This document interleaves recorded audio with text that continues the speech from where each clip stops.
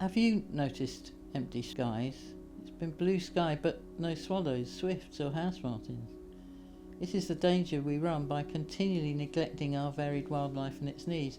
I don't think people see climate change, but they don't necessarily see how biodiversity links into that. I see loss of habitat through house building in inappropriate places. I see hedgerows being removed. I see ditches not being managed or being managed really badly or filled in, which has such important links for water voles and other animals to move around the area. And then when you look at the numbers of insect and of bird loss and of other vertebrates and invertebrate loss, it's shocking. And most people don't know about it. My dad doesn't know about it, my kids may not know about it, or they may choose not to think about it. You do feel like you're insignificant, you can't actually do anything about environmental issues that are bigger than one person. People keep hearing buzzwords, phrases, and I think they just kind of switch off. But when we can stop and think, which we don't, the way we structure how we live doesn't allow us to do that very much. But when you do get a moment to do that, when you're walking or not listening to your phone, whatever you're doing, it's quite obvious. You have to think, what can I do? People do want to make a difference. There are things that they could do in this country on their doorstep. If you want to get more involved and get that direct feedback, then volunteering with a wildlife group is absolutely the way to go. You regret the things you don't do a lot more than things you do. That's why I joined, because I thought the only thing that matters now in my life is trying to make a slight bit of difference in terms of our environment and the planet. Nothing else matters at all. When I first started, it was just Selzy area, and so working with local people, and it was the first biodiversity action plan for, I think probably for the UK. That's our sort of USP really, that we actually get things done on the ground. You're cutting back material or reseeding or planting trees or creating habitat for different species. You never stop learning. If you're interested in your environment, you never stop learning.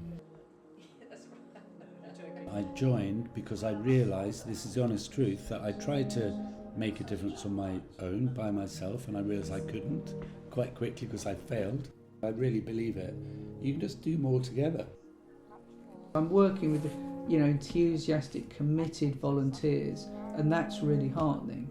Even the fact that the charity are initiating a project to maintain and add to historical hedges, that's so brilliant, because it matters so much, and none of us really know how much it matters. I mean, all the projects that have been talked about, each one in their own, are stunning.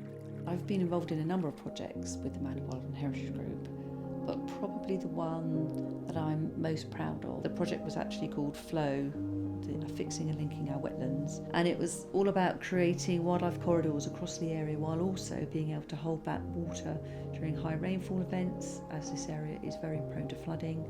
So it was working with people to help them in their local environment, create water storage areas during the winter, but also to improve habitat for the endangered water vole which lives in this area. There are various pond and ditch sites that we've worked on over the years to open them up for the benefit of biodiversity, and in particular the endangered water vole that we're lucky enough to have the native species. And it's amazing to see the difference that we have made on those sites.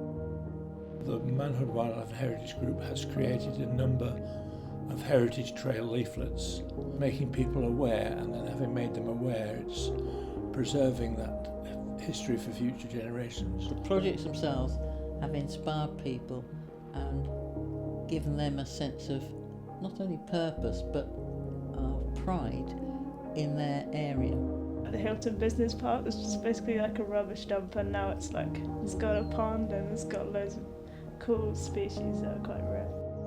You really feel like you are making a difference and you're making friends, because we're all working to the same end, so we've all got that thing in common. So it's a really good way of getting to know more people, so you don't need to feel lonely about about these issues.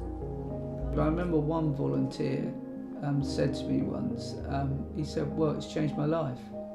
And I mean, that, you know, you can't sort of quantify those kind of things. I must comment on the wonderful people that I've got to know. The leaders of the group are so supportive, they provide us with refreshments.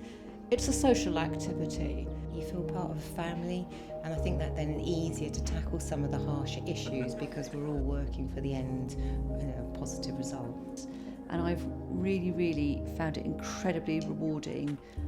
I learn all the time. You just meet really interesting people. I think it's really important to spend time with people who are just know more than you. It's so brilliant for not just generations, but other, you know, people with different mindsets and different attitudes to do things together. It's just part of the fabric of human life. It does make you realise how much there actually is if you look for it. Mother Nature is just an awesome creature, so I feel very positive for the future. Especially doing it with other people, because we don't do enough with other people in life anymore, right? Everything's so individual. So if you're doing something physical with other people, that's sort of what life's about, really.